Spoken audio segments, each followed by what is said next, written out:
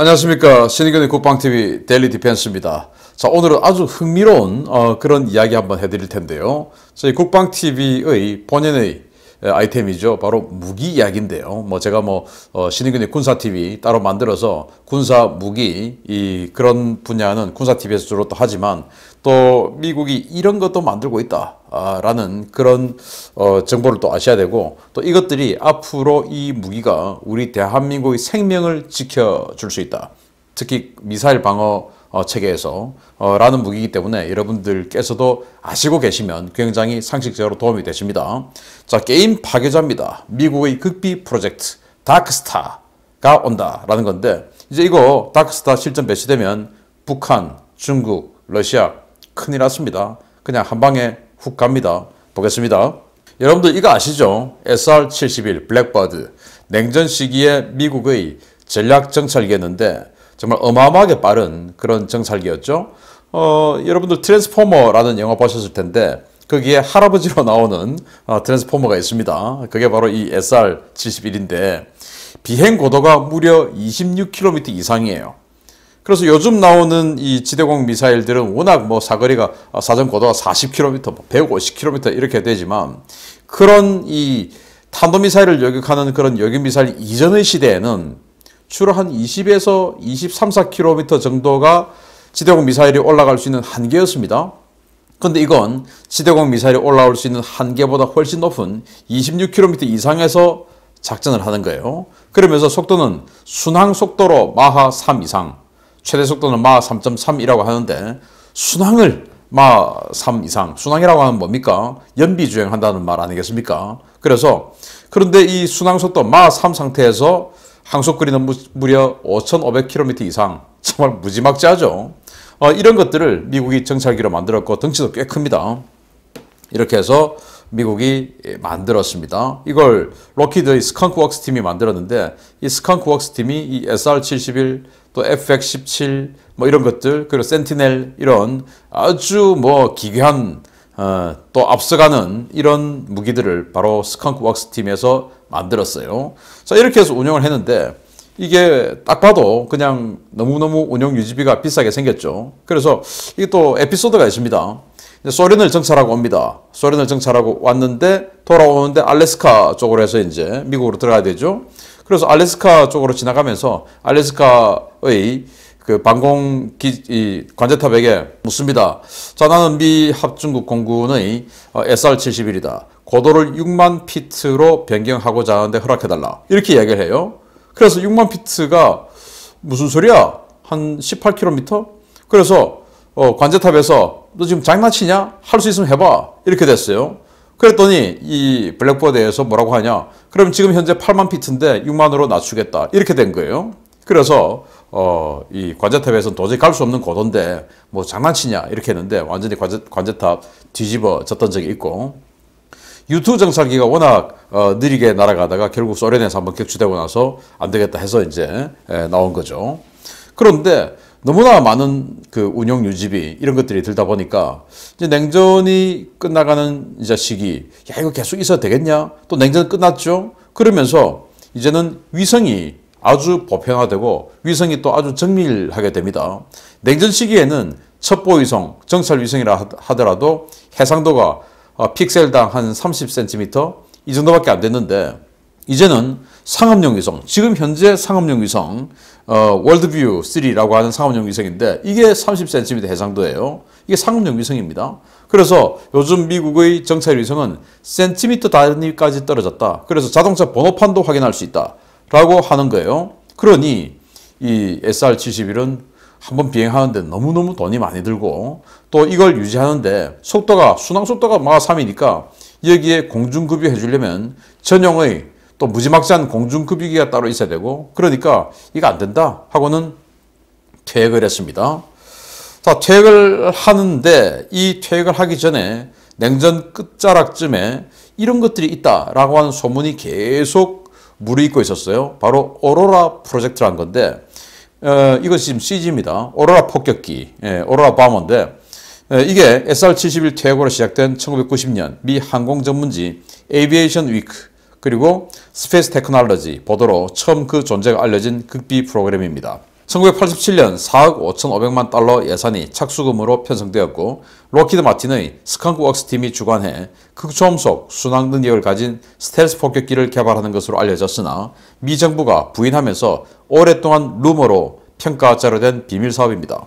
그래서 87년도부터 개발이 시작됐어. 그런데 속도가 마하 3 뭐 이런 게 아니고 극초음속이야. 즉 마하 5 이상의 너무너무 빠른 속도로 날아가는 폭격기야.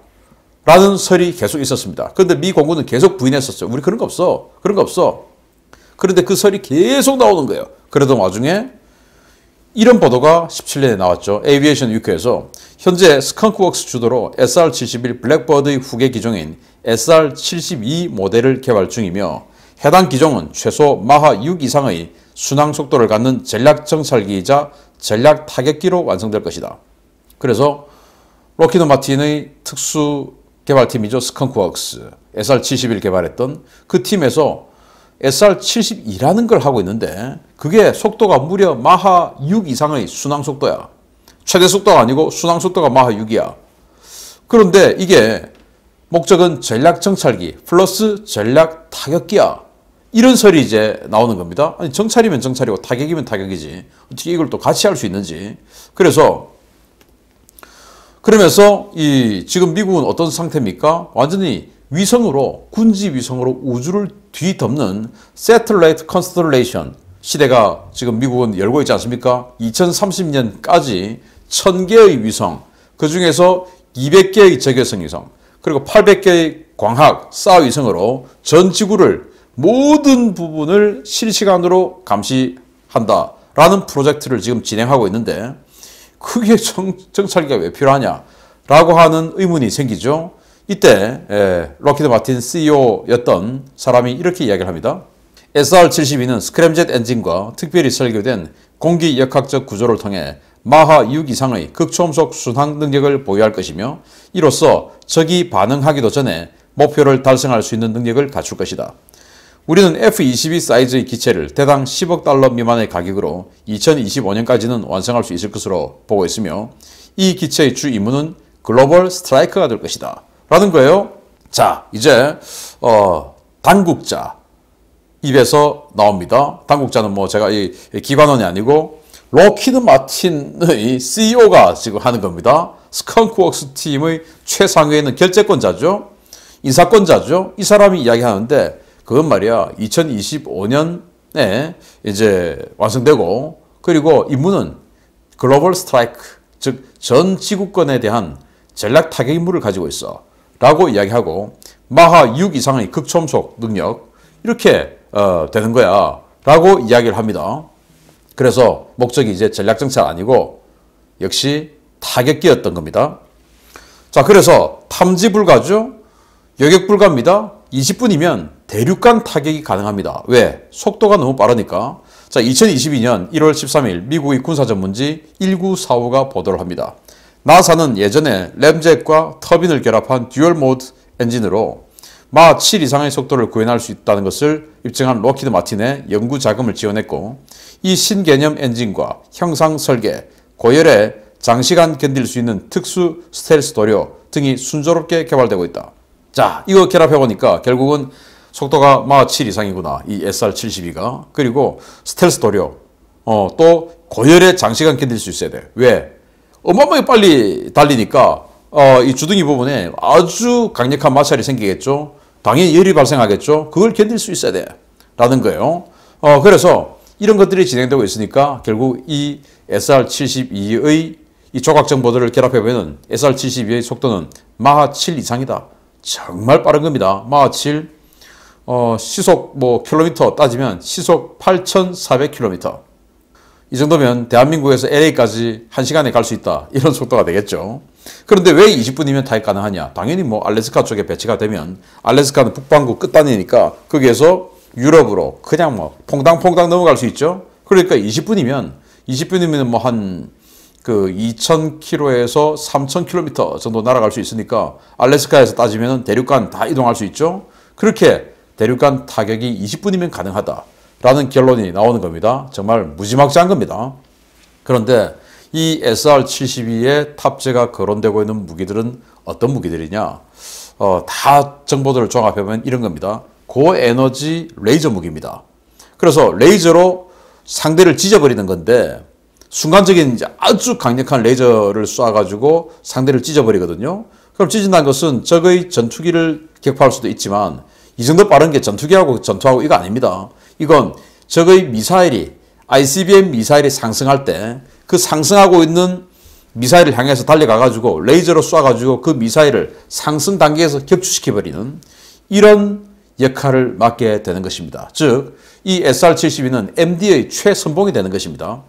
원래 여러분들 나로나 이런 거 누리호 쏠 때 보셨지만은 상승 단계는 이 어마어마한 중력급 또 무게 이런 걸 가지고 1단 로켓, 2단 로켓, 3단 로켓 그리고 탄두 이런 걸 짊어지고 이 중력을 거스르면서 올라가야 되기 때문에 아주 천천히 올라가죠. 그걸 이제 달려가서 레이저로 찢어버리는 겁니다. 그리고 공중발사 탄도미사일. 자, 이제 내부무 장창을 만들 텐데 내부무 장창이 마하 7로 달리는데 이 열리면 이게 그냥 완전 부서져 버리겠죠.